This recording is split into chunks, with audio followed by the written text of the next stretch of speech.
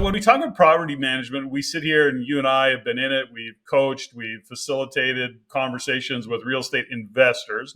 There are many real estate, we'll call them speculators or gamblers out there, accidental landlords.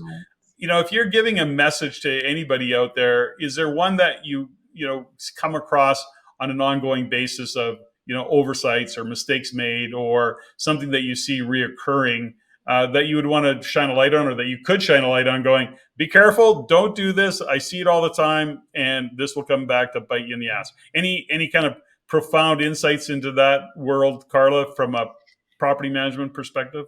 Well, for new investors, and so now I'm speaking to people who are just buying their first property, or accidental landlords who maybe can't sell their property. We see a lot of that. They can't sell their property. I've got some really strong relationships in the real estate world just because that's where I came from. So then the realtor will turn to me and like, can you help them? And sure, we can help them for until market turns, or whatever the case may be, and whatever. If their end game is eventually to sell, then I get that. But real estate investing is not for everyone. So when you deal with an accidental landlord, you need to prepare them in a different way than what I would prepare an investor coming to me who's looking to get into this game. So an accidental landlord, I really want to have conversations with them. There's a possibility that you might not get rent every single month. Like there is a possibility that the property is going to be vacant. If I take it on May 15th, that doesn't necessarily mean that I'm going to have a renter by the end of the week. So, we really need to talk to them about what that is. I mean, I think our vacancy times are really low, but we still need to do that. And what is rent ready? What a rent ready property may not be the same as when they're living in it. So when I talk to them, we have those conversations. When I talk to someone who's looking at investing, I say, please, please, please talk to us before you put in your offer to purchase. Please, I believe in that power team. Rain talks a lot about it, and you need to have all of these professionals behind you when you're getting into real estate investing. But a realtor does not know for sure what the market rent is. They know what the market sale price is. That's their professional. That's what they work in. That's a profession. But we can help give them rental ranges. So I would say, like, contact me before you buy the property. I can tell you where we're seeing in different markets the demand for renters. I can tell you what the real market ranges that you're going to be dealing with rent are.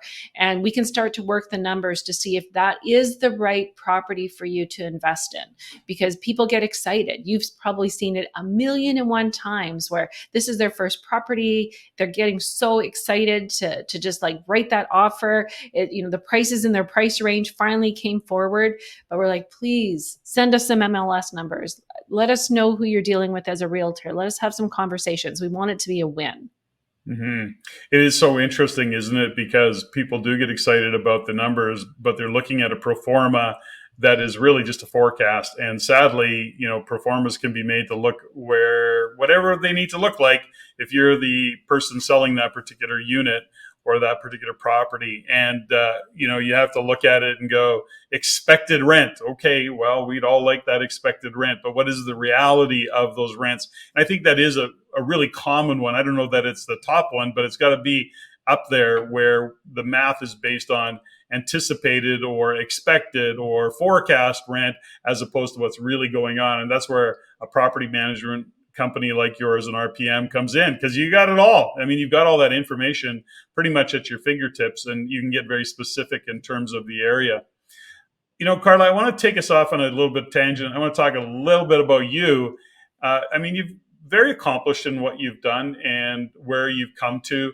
And, often I have listeners, part of the whole show is about seemingly ordinary achieving extraordinary. And when you look at your own journey and you look back at your past, you're sitting here today and kind of on a quasi-entrepreneurial path, and you're a little bit of both. You're both entrepreneurial, you're doing it all.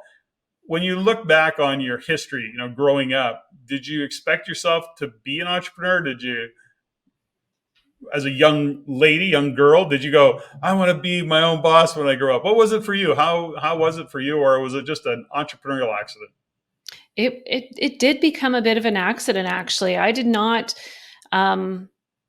which It's strange. I think I always was a little bossy. So I don't, but in a good way, like bossy in a good way. I love to solve problems. Love to solve problems. So I realized that I always got in front of the problem, and then I brought people along with me, and I always like to work with people.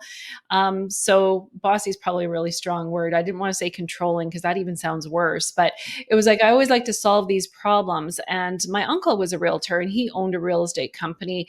And that's how I originally got introduced to Century 21. But remember, it wasn't a bookkeeping position, it Mhm. was very administrative. And lots of people would say to me, well, are you going to get into real estate now? And are you going to sell real estate? And I was like, no, I don't want to ever sell. I don't want to sell. But I was fascinated by the business once I started to really understand business. And that's what I loved. So I got my license, I became a broker, but it was the business and the operational side that I really incredibly loved. And then when the opportunity came up where not only could I work in this, but I actually could own it, then it was like, yeah, I totally want to do that.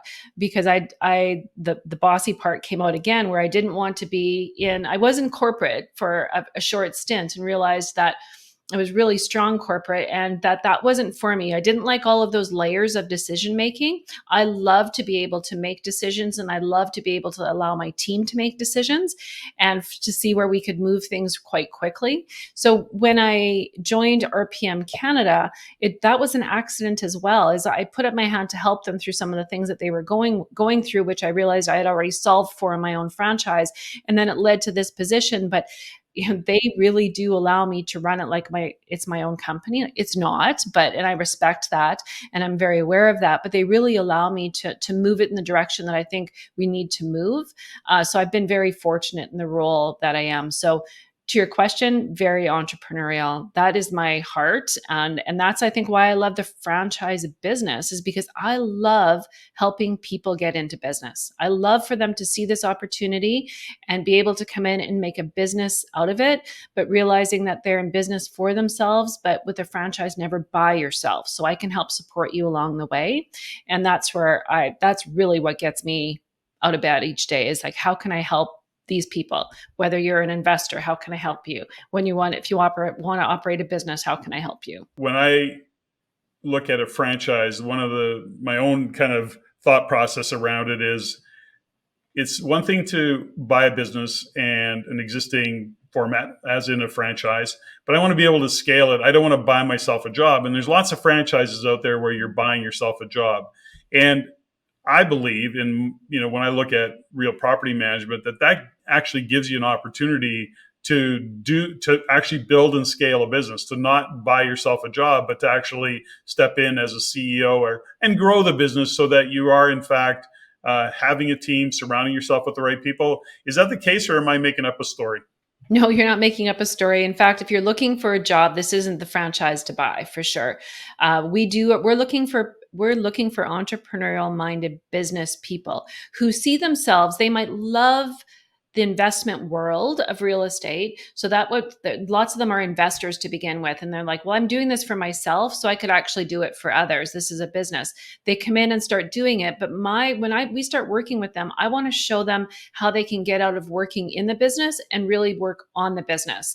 And then now you have a business, you've created this legacy piece yourself. So not only do you have your properties that are helping you, you have this business that now you might have a succession plan in the future, whether that's, through generations that are going to take that over, or you're going to sell it in the future. So there's no end to the opportunity when you join real property management as to how far you can scale your business. In fact, I think our systems are built in order for people to scale their business.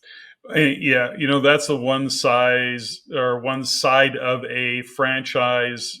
The benefit of it is that a lot of these systems and processes are already in place, and you're not having to reinvent the wheel. You're not having to figure that stuff out for yourself. It's already there, and you can apply it, tweak it if necessary, but ultimately you've got a really great foundation. And that's, of course, that's the upside of a franchise.